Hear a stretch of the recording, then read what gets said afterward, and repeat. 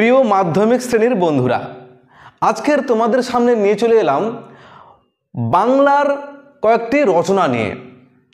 এই রচনা তোমরা অনেকেই কিন্তু দ্বিধার মধ্যে রয়েছো, কোন প্রশ্নগুলো কোন রচনাগুলো করলে আমি পরীক্ষায় কমন পাবো। দেখো, রচনায় কিন্তু 10 নম্বর থাকে। সেই 10 যদি তোমরা 10টি পয়েন্ট এবং ভূমিকা উপসংহার খুব সুন্দর কোটেশান দিয়ে যদি লেখো, নির্দ্বিধায় 9, 9.5 এমনকি 10-এর 10ও পাওয়া যায়। সুতরাং আজকের আমি সেরা 5 থেকে 6টি রচনার সাজেশান নিয়ে এসেছি, সেটা নিয়ে আমরা আলোকপাত করব। কয়েকটি প্রিভিয়াস ইয়ার ঘেটে আমি চূড়ান্তভাবে কিন্তু 5 থেকে 6টি রচনা তোমাদের সামনে নিয়ে এসেছি। আশা করা যায় এবং আমার স্থির বিশ্বাস এখান থেকে তোমাদের কয়েকটি প্রশ্ন, কয়েকটি রচনা কমন থাকবে। তো চলো, আমি রয়েছি তোমাদের সাথে কামদেব স্যার। তোমরা দেখছো বাংলা প্রতিভা চ্যানেল। তোমরা এখনও যারা চ্যানেলটিকে সাবস্ক্রাইব করোনি, সাবস্ক্রাইব করে আমাদের পরিবারের সঙ্গী হবে। তো চলো, চূড়ান্ত যে কয়েকটি আমি 2025 সালের জন্য আমি কয়েকটি যে রচনা ঠিক করেছি, তার মধ্যে হলো বিজ্ঞান ও কুসংস্কার এবং অবলিক দিয়ে লিখেছি বিজ্ঞানের ভালো মন্দ। দেখো, বিজ্ঞান ও কুসংস্কার অবশ্যই এটা করবে এবং এটার সাথে এমনভাবে তোমরা কিন্তু রচনাটা তৈরি করবে যেটা হচ্ছে একটা প্রশ্ন বললে সেই একটাই উত্তর কিন্তু তোমরা লিখতে পারো। প্রশ্ন দুটো হতে পারে, মানে বিজ্ঞান ও কুসংস্কার কিংবা বিজ্ঞানের ভালো মন্দ, দুটো প্রশ্ন দুভাবে আসতেই পারে, কিন্তু উত্তর হবে কিন্তু একটা। সেইভাবে কিন্তু তোমরা লিখবে। অবশ্যই very very very very important, ঠিক আছে? ভালো মতো করবে। 2-এর দাগে দেখো পরিবেশ দূষণ ও প্রতিকার। 3-এর দাগে দেখো বাংলার উৎসব। আর 4-এর দাগের বাংলার ঋতু বৈচিত্র্য। এছাড়া এক্সট্রা হিসেবে করে রাখবে তোমার প্রিয় ঋতু, আর এবং শেষের হচ্ছে একটি গাছ একটি প্রাণ। আচ্ছা, এই সাজেশানগুলো আমি কেন দিলাম, এটা যদি তোমরা একটু জেনে ফেলো, দেখবে স্থির সিদ্ধান্ত কিংবা স্থির বিশ্বাস নিয়ে এই কটি তোমরাও করবে। কীভাবে তোমাদের স্থির বিশ্বাস বা বিশ্বাস নিয়ে আসার জন্য আমি কয়েকটি প্রিভিয়াস ইয়ার আমি এখানে কিন্তু তোমাদের দেখিয়েছি।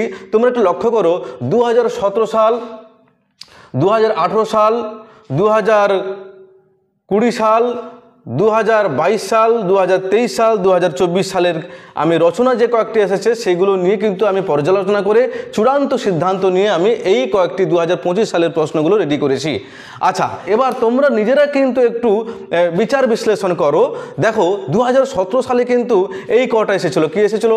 বাংলা ঋতু বৈচিত্র্য, 2 দৈনন্দিন জীবনের বিজ্ঞান, তোমার প্রিয় পর্যটন কেন্দ্র, একটি গাছ একটি প্রাণ। 2018 সালে যেটা হয়েছে বই পড়া, বাংলার উৎসব, পরিবেশ সুরক্ষা ও ছাত্র, আর হচ্ছে পরিবেশ সুরক্ষা ও ছাত্র সমাজের ভূমিকা, তোমার বিদ্যালয় জীবন। ঠিক আছে, 2018 সাল হলো। 2022 সালে রয়েছে দেখো বর্তমান জীবন বিজ্ঞান, পরিবেশ ও মানুষ, তোমার দেখা মেলা, একটি নদীর আত্মকথা।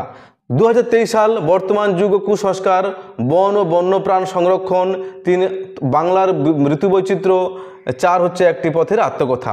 এইগুলোর মধ্যে দেখো কমন কিন্তু পেয়ে যাচ্ছি বিজ্ঞানের ভালো মন্দ, 2 হচ্ছে দৈনন্দিন জীবনের বিজ্ঞান, বর্তমান যুগ ও কুসংস্কার, তাই তো? তাহলে এইগুলো একটা কিন্তু কমন পেয়ে যাচ্ছি। সেখান থেকে কিন্তু একটা কমন বিষয় নিয়ে আমি কিন্তু একটা অবশ্যই রেখেছি বিজ্ঞান ও কুসংস্কার ও বিজ্ঞানের ভালো মন্দ, কারণ প্রতি বছর কিন্তু বিজ্ঞান থেকে কিন্তু একটা না একটা কিন্তু প্রশ্ন থেকেই থাকে। সেই জন্য আমি কিন্তু প্রথম পয়েন্টে আমি রেখে দিচ্ছি বা প্রথম সাজেশন হিসাবে বিজ্ঞান ও কুসংস্কার কিংবা ভালো বিজ্ঞানের ভালো মন্দ রেখেছি। ঠিক আছে, বুঝতে পেরেছো?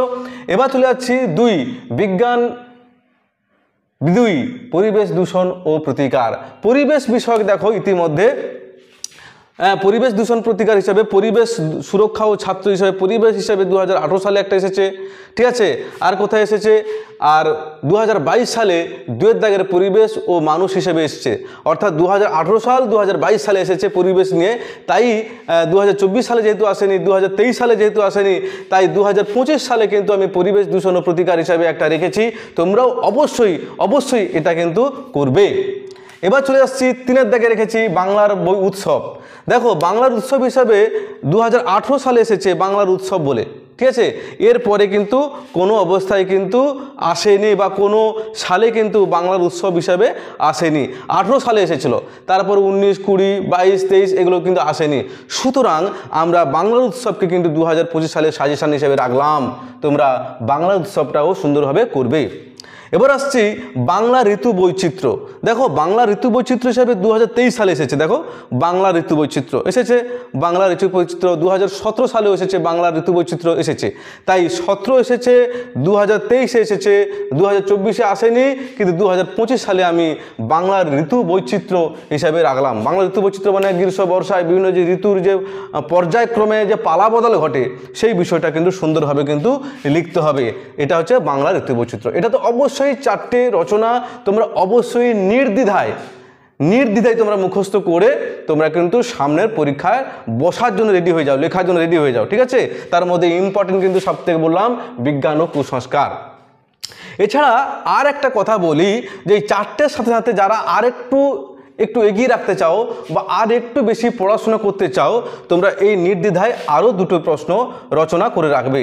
একটা হচ্ছে তোমার প্রিয় ঋতু এবং হচ্ছে 6 হচ্ছে একটি গাছ একটি প্রাণ। প্রত্যেকটি ইয়ারে দেখো একটি আত্মকথা বা একটি আত্মকথা টাইপের প্রশ্ন দিয়ে থাকে। দেখো একটি নদীর আত্মকথা, একটি গাছ একটি প্রাণ, ঠিক আছে। তারপরে রয়েছে দেখো এখানে রয়েছে 2024 সালে একটি কলমের আত্মকথা, তারপর 2023 সালে একটি পথের আত্মকথা, ঠিক আছে। এই ধরনের কিন্তু একটা আত্মকথা টাইপের থেকে থাকে। তাই আমরা এইরকম না দিয়ে একটি গাছ একটি প্রাণ দিলাম, যেটা পড়েছিল 2017 সালে একটি গাছ একটি প্রাণ, তাই তো 2017 সালে পড়েছিল, তারপরে আর পড়েনি। তাই 2017 সালের যে প্রশ্নটা ছিল একটি গাছ একটি প্রাণ, সেটা আমি তুলে দিলাম। তোমরা সেইভাবে কিন্তু খুব সুন্দরভাবে মুখস্থ করবে। পরবর্তী অধ্যায়গুলো নিয়ে ব্যাকরণ এবং সমস্ত প্রশ্নের ব্যাকরণ এবং বিভিন্ন অধ্যায়ের ছোট ছোট প্রশ্ন, বড় বড় সাজেশন নিয়ে আমি পরবর্তী ভিডিওতে আসছি। দেখা হচ্ছে পরের ভিডিওতে।